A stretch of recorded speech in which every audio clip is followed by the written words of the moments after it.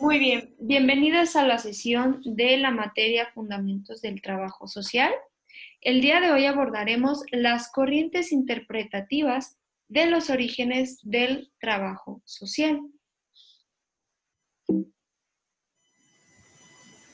El objetivo de esta sesión es analizar las corrientes interpretativas de los orígenes del trabajo social a través de la perspectiva endogenista y la perspectiva histórico-crítico. Muy bien. Cada una de estas corrientes nos va a hablar de dos perspectivas donde se abordan los orígenes del trabajo social. La primera, la endogenista, la que está dentro de la historia, hablamos de las primeras formas de ayuda. No sé si recuerdan esa parte que lo vimos en la materia de historia del trabajo social. Y también el código de Hammurabi. En cuanto a la perspectiva histórico-crítico, vamos a hablar del desarrollo de las ciencias sociales, la cuestión social y el papel de la mujer. ¿Todos están viendo?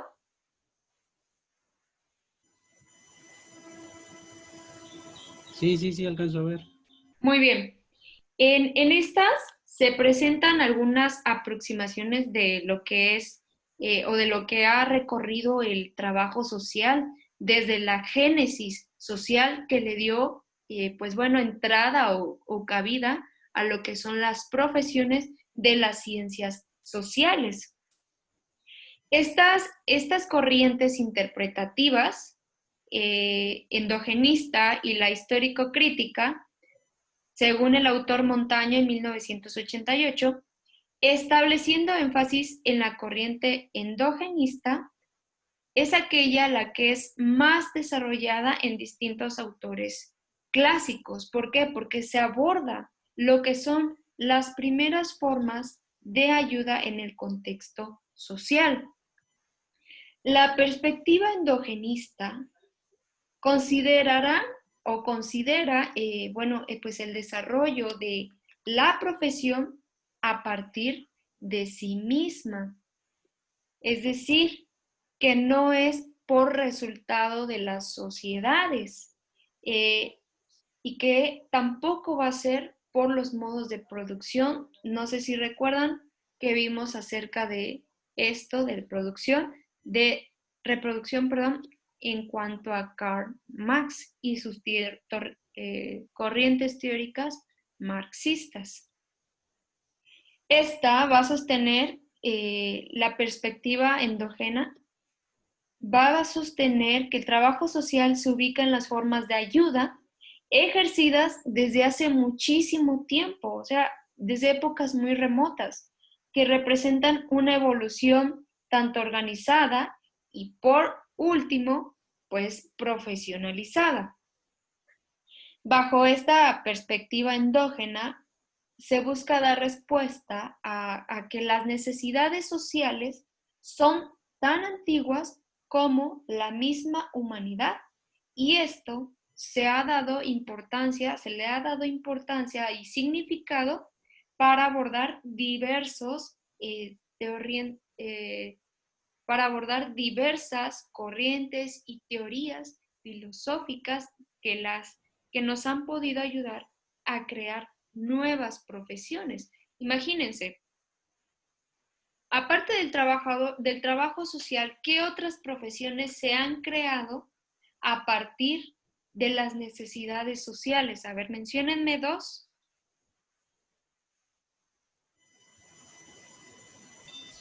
Sociología y filosofía, ¿no? Muy bien, la sociología, la filosofía, entre otras, un poco más abordadoras de las necesidades sociales, por ejemplo, la psicología. No sé si ustedes han visto esa y sus diferentes ramas, ¿verdad? Muy bien. Pasando a una corriente teórica de la perspectiva endogenista que habla de las primeras formas de ayuda en la historia de la humanidad, se va a plantear que los primeros asentamientos, no sé si recuerden esta parte, que a partir del paso de una existencia nómada que estaba basada en la supervivencia a través de la caza de animales y la recolección de, bueno, de estas pieles que utilizaban para sobrevivir a aquellos tiempos, no sé si recuerdan, así como la reproducción de los alimentos que volvieron a, bueno, al hombre a que volvieron al hombre para compartirla con las demás personas, ¿verdad? No sé si recuerdan esta parte donde nosotros lo vimos también en historia del trabajo social, los primeros asentamientos humanos que inician las primeras formas de ayuda a través de la historia situado en la antigüedad. Para esto aparecen las primeras aldeas. ¿Me ayuda Daisy a darle lectura?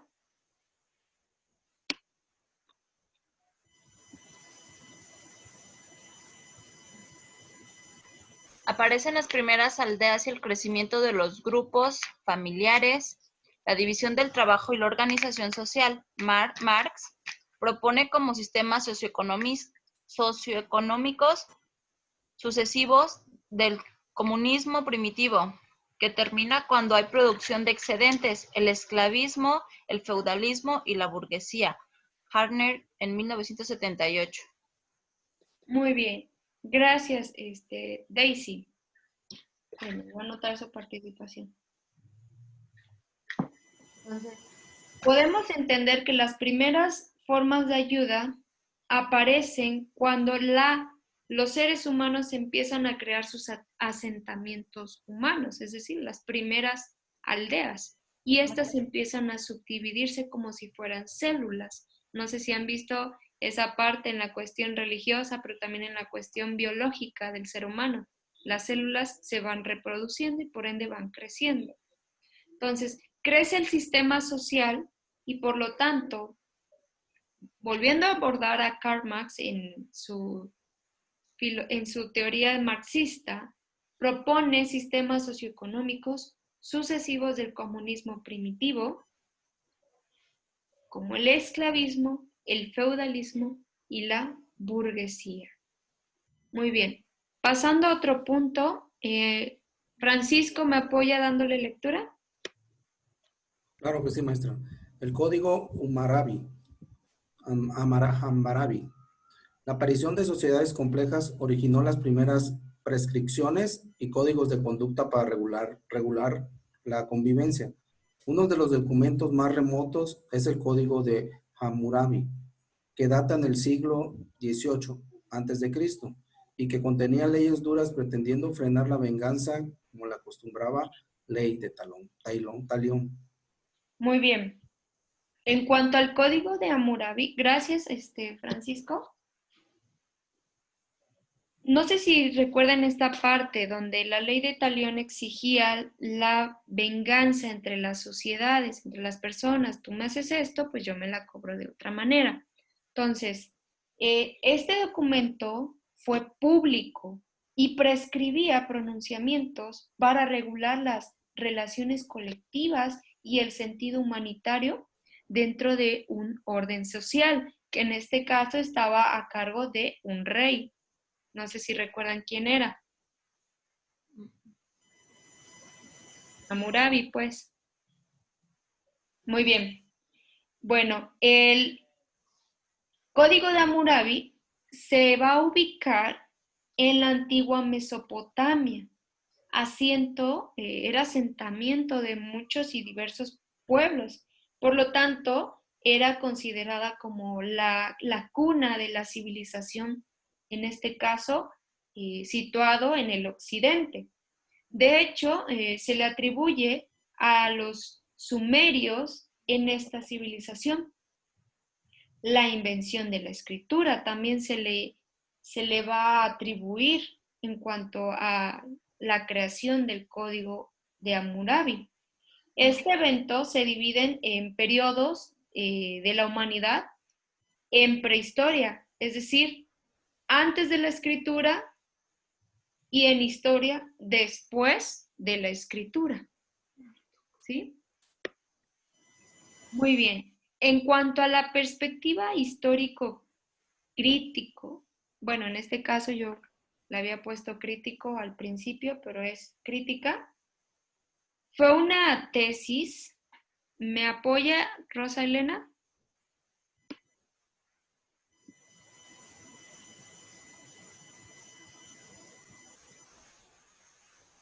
¿Ya me escucha? Ya la escuchamos. Perspectiva histórico-crítica. Esta tesis, defendida por autores como Miralda Lamamoto, José Paulo Neto, Vicente de Paul Faleiros y otros, entienden el surgimiento del trabajo social en el contexto del capitalismo y la institucionalización del quehacer profesional en el aparato del Estado intervencionista.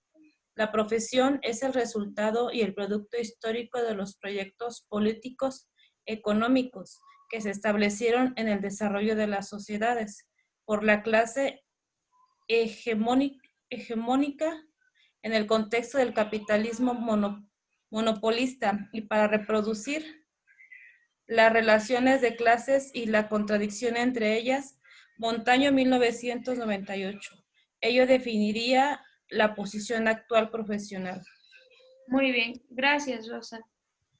La profesión, como aquí vemos, es el resultado y el producto histórico de los proyectos políticos económicos que se establecieron en el desarrollo de las sociedades. ¿Pueden ahí subrayar la idea principal, por favor?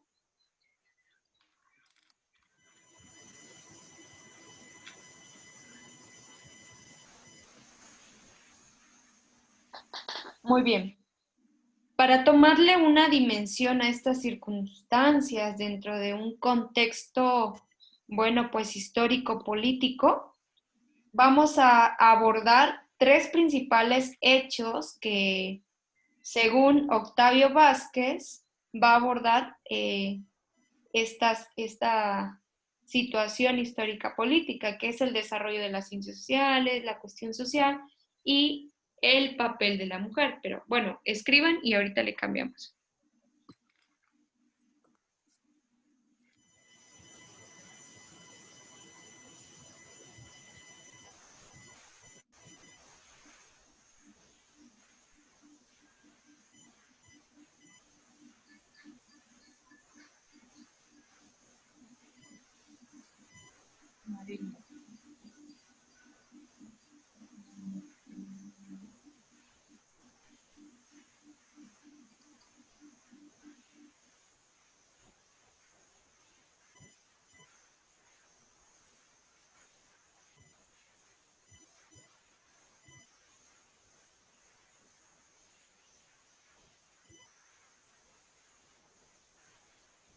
Muy bien, pasamos al siguiente punto.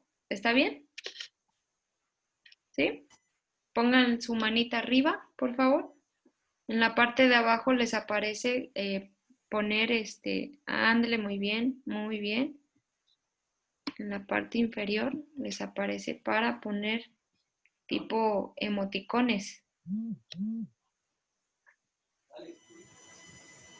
Muy bien, Rosa Elena y compañerita Ángela. Pasando al siguiente punto de las dimensiones, esto ya lo mencioné. Para dimensionar estas circunstancias del contexto histórico-político, se señalan tres hechos principales según Octavio Vázquez en 1998. Estos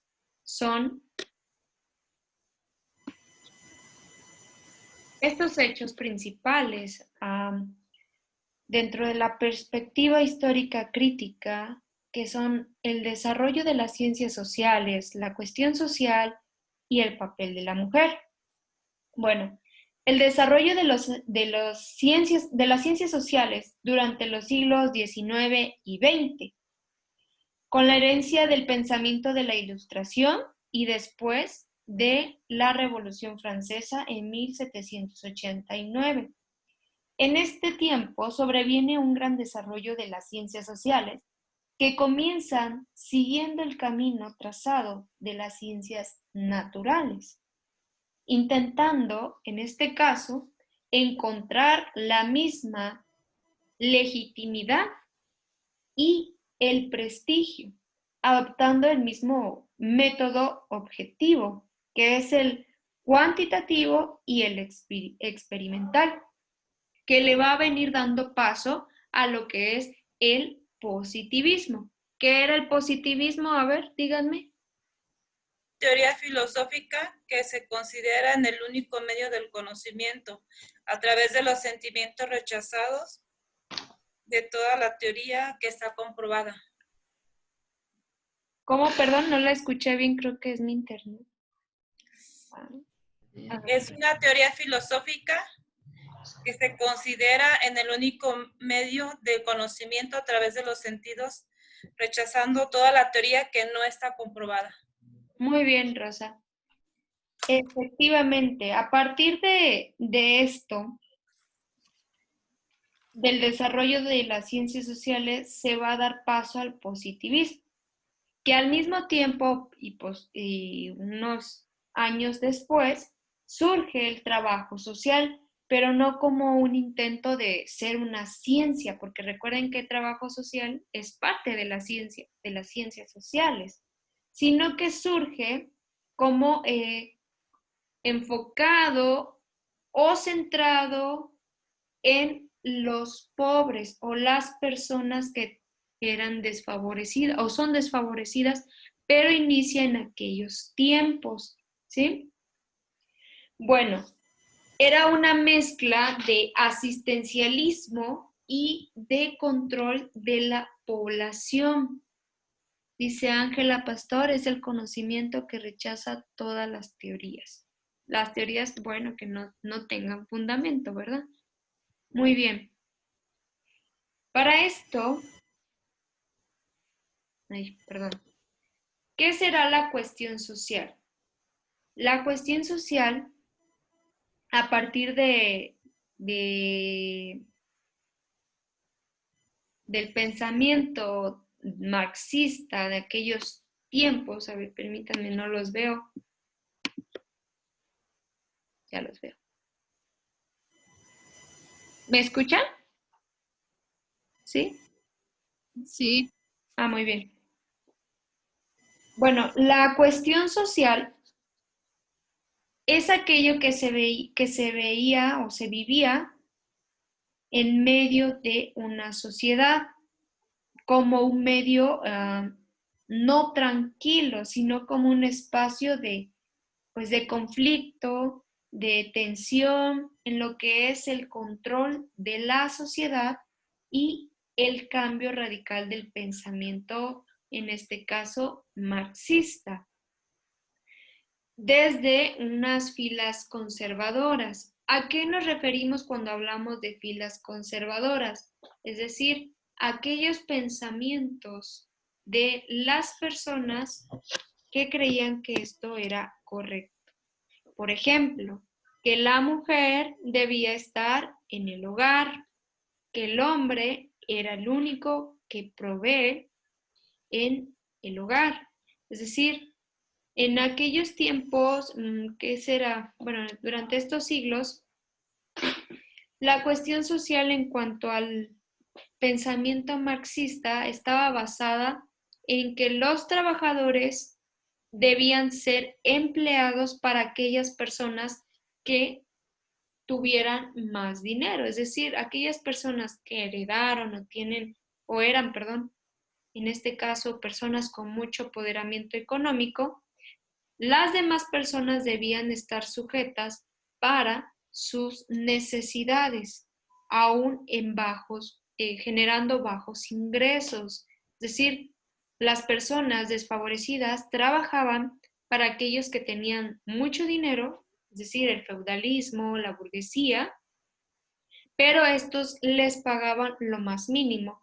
A partir del pensamiento marxista empiezan a haber cambios revolucionarios y sociales para que los trabajadores tuviéramos derechos en cuanto a lo laboral como lo social. no solo eso, sino derechos como empleadores y empleados. Es decir, no porque yo sea empleado, no pueda yo tener empleadores o trabajadores para mí, sino todo lo contrario. Se buscaba que también ellos, en este caso, pudieran contratar a otras personas, pero respetándoles siempre lo que son sus derechos, tanto sociales como laborales y económicos y humanos. Muy bien. Para esto se desarrollaron distintos esfuerzos en lo que es la profesión por mejorar las condiciones de vida de los trabajadores y de los pobres para hacer aceptable el sistema y no para cuestionarlo. De hecho, este mismo autor que les mencioné, Octavio Vázquez, propone una discusión acerca de los logros políticos y sociales alcanzados durante este periodo que ha sido de la historia en la Edad Moderna, que son verdaderas conquistas de los trabajadores o simplemente cesiones del Estado y de la burguesía. ¿Ustedes qué piensan? A ver, díganme. Escúchenme bien, estas conquistas en cuanto a lo social, escúchenme por favor, ¿me escuchan todos? Muy bien. Estas conquistas de los trabajadores, ¿son de los trabajadores, perdón, o son simplemente aquellas sesiones que proporciona el Estado? O sea, que el Estado nos cede aquellos beneficios. ¿Ustedes creen son luchas de los trabajadores o simplemente el gobierno dijo, aquí está, es para ustedes? Los derechos laborales, por ejemplo. Pues no, maestra, no, pues eso tiene que ver mucho en las luchas que han hecho los obreros desde llámese paros, ¿no? Manifestaciones o huelgas, la huelga de Cananea, la huelga de Veracruz, no recuerdo el nombre exacto. Creo que ahí ellos se rigieron, ¿no? Para que le respetaran sus ideas y funcionara el artículo 123, creo, de la Constitución, donde dice que todos los trabajadores deben de ser tratados con horas de trabajo de 8, porque antes se manejaba hasta 12, 24 horas. Pero yo creo que es el obrero que ha hecho que se respeten sus ¿cómo se llaman? Lo que ahora ya llamamos, como a ver, no sé, se me fue la palabra. Derechos laborales. Exacto, sus derechos laborales. Uh-huh. Muy bien. Fíjense que en esos tiempos, ¿saben cómo era visto el trabajador social? Desde el Estado. Imagínense, eran percibidos como una conquista de los trabajadores y otros como agentes de control. Imagínense, nada más hasta dónde inicia el trabajo social. Para el Estado, para el Estado. Es decir, de acuerdo a las luchas sociales de los obreros, de los trabajadores, de los campesinos, para que se les dé el beneficio de sus derechos, no solo fue, como menciona usted, Francisco, Paco, que el Estado simplemente dijo, tengan, les pertenece. No, hubo aquí muerte, hubo mucha sangre, años, humillaciones, y sigue habiendo, lamentablemente, pero ahorita ya con un respaldo, ¿no? Aparentemente. Pues bueno, el trabajador social era empleado por el Estado para controlar a lo que es la clase obrera o la clase trabajadora de esos tiempos, y eran unos agentes de control. Es decir, vamos a mantener un control de aquellas personas, bueno, que tienen necesidades sociales, necesidades fisiológicas, entre otras, para tener un respaldo de aquellas que, pues bueno, para mantener un control bueno de Estado. A ver, denme un segundo, por favor.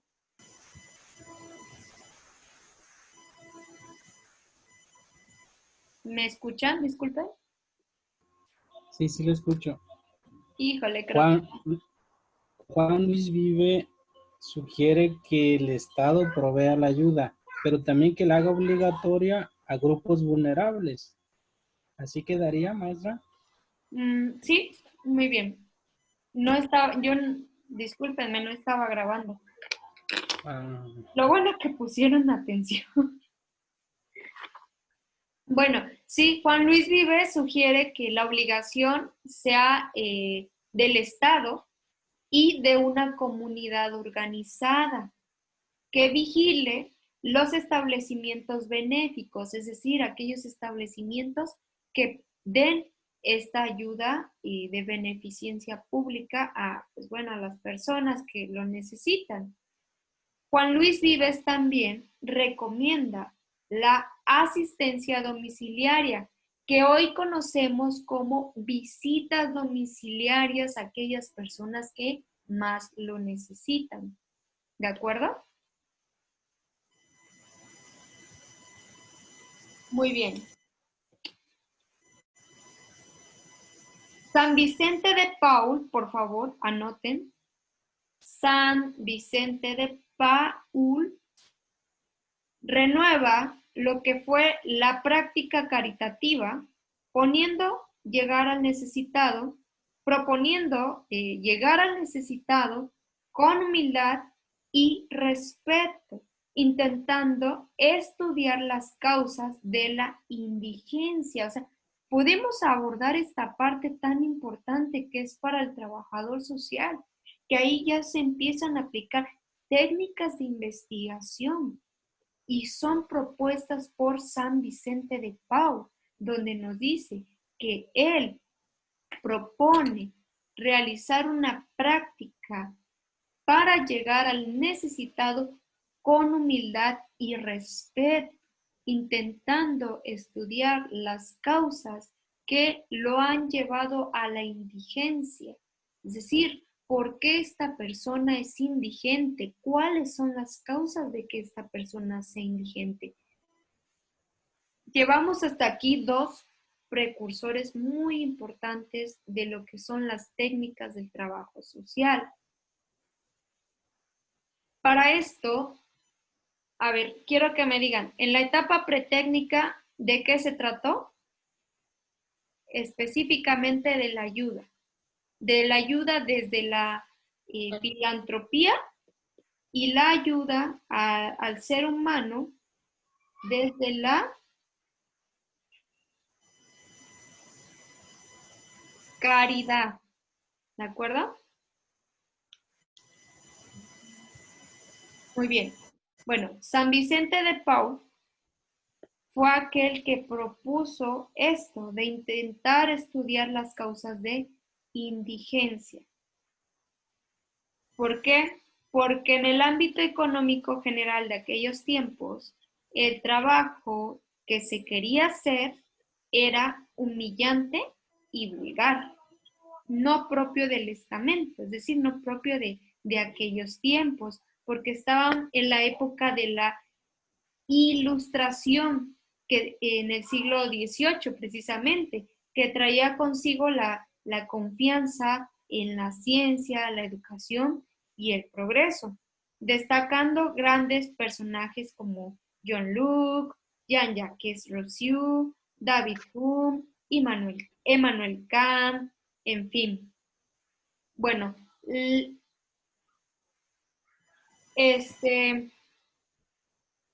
fin de esta etapa pretécnica es caracterizada, bueno, por actividades centradas en remediar situaciones de indigencia, asistencia débilmente organizada y predominantemente arbitraria. ¿De acuerdo? Anoten esa parte, se los vuelvo a dictar. El fin de la etapa pretécnica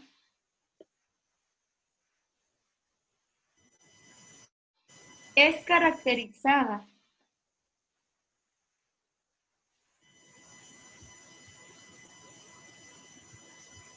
por actividades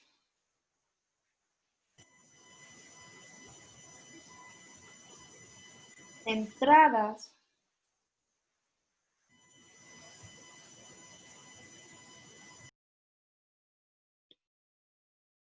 en remediar situaciones de indigencia, coma,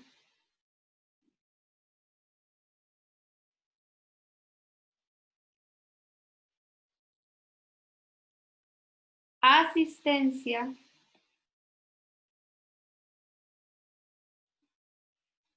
débilmente organizada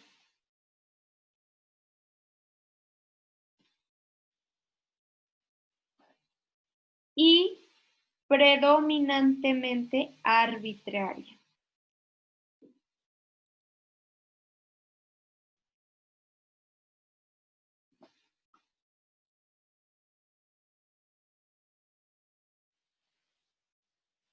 Muy bien.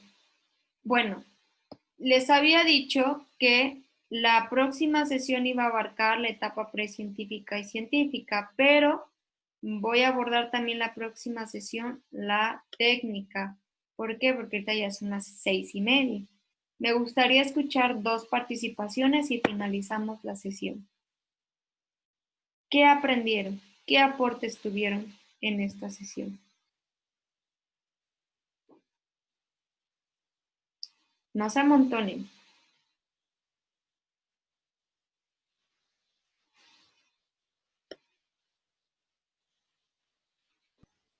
Maestra, pues en el aspecto de que cómo trataban a las mujeres, ¿no? En el siglo XIX, cómo ellas hacen que para que ya su voz y valga su voto como tal, porque pues antes eran explotadas también, ¿no? En los campos, ya vimos la imagen que sale que explotadas y tienen sus pancartas, ¿no? Que quieren que se les haga, que su voz valga y que voten. También pues respecto a las ciencias sociales que fueron en el siglo XIX y siglo XX también, ¿no? Que predominaron ahora sí que esa carrera, ¿no? Esa materia, no sé cómo poder llamarle, Inicia el desarrollo de el las... desarrollo de las ciencias sociales. Ajá, y pues todo lo que era el caudalismo y las mujeres tenían dinero, pues, cómo vivían, ¿no? Eso es lo que entendí y las etapas que dice la protécnica, ¿no? Que viene de la caridad, que son los reyes, son los señores, los de dinero, y Feudales. caudales, los cargos eclesiásticos, los sacerdotes y otras personas, ¿no? Igual los precursores que nos acaba de decir, como Juan Luis Vivas, que hace lo que ahora nos ayuda mucho al trabajo social, que es no nomás al trabajo social, sino que a otras ramas, como es La visita la domiciliaria. visita domiciliaria y también el estado socioeconómico. También estaba leyendo, creo que viene de la mano con ellos, ¿no? Sí. En este caso fue San Vicente de Paul, que él propone investigar las causas de por qué una persona está en indigencia, ¿sí? Bueno, ante esto, el día de hoy abordamos 2 corrientes interpretativas de los orígenes del trabajo social.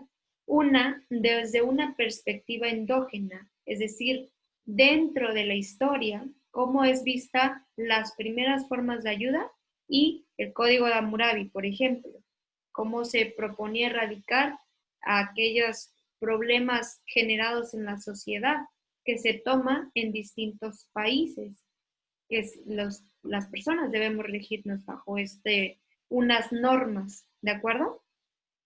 Y otra, desde una perspectiva histórico-crítica, donde vamos a abordar precisar dónde inicia el desarrollo de las ciencias sociales, que es lo que acabamos de abordar, y la cuestión social y el papel de la mujer. Posteriormente, abordamos lo que son la primera etapa en la historia del trabajo social, que fue la etapa pretécnica, que es conocida como las primeras formas de ayuda. Esto ya no es endógena, ya esto es exógeno, ¿sí? ¿Por qué? Porque se está precisando los tiempos, se está precisando en qué etapas y de qué manera y quiénes han sido los principales precursores en esos tiempos, aportando a lo que es el trabajo social. Muy bien. Otra última participación para finalizar.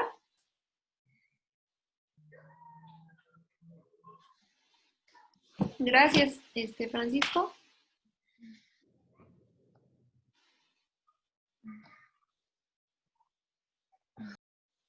¿Nadie?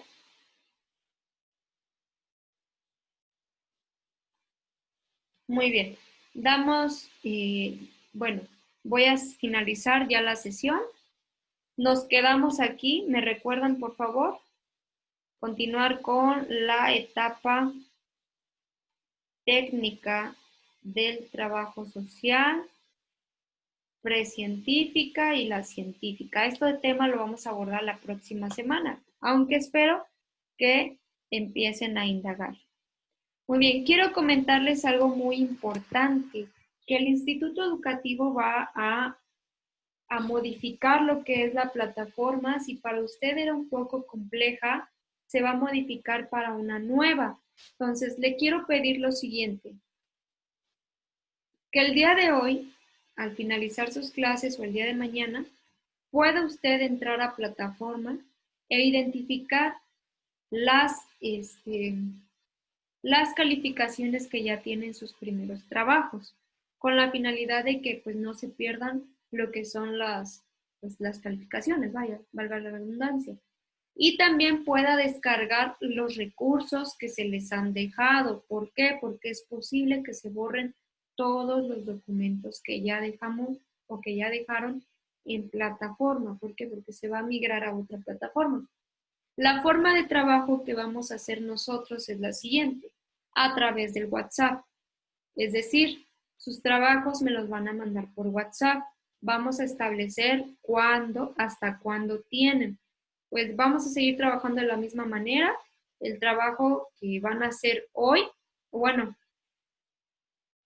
se los voy a compartir por WhatsApp. Recuérdenme nada más cuál va a ser la tarea. Y ya ustedes me la van a enviar si quieren de manera privada o en el grupo, no hay problema. Pero en el grupo yo les voy a dejar los recursos y la tarea que van a utilizar. Es decir, ya no se va a tener que meter a plataforma por esta ocasión. Y para que sea más fácil para ustedes, pues para bachillerato sí vamos a tener que utilizar Google Classroom, pero para ustedes no, porque es un poco más fácil, ¿no? Manejar lo que es el WhatsApp. Y ustedes, bueno, poseen más responsabilidad que los chicos de bachillerato. Entonces no va a haber tanta necesidad de buscar otra plataforma. ¿Están de acuerdo?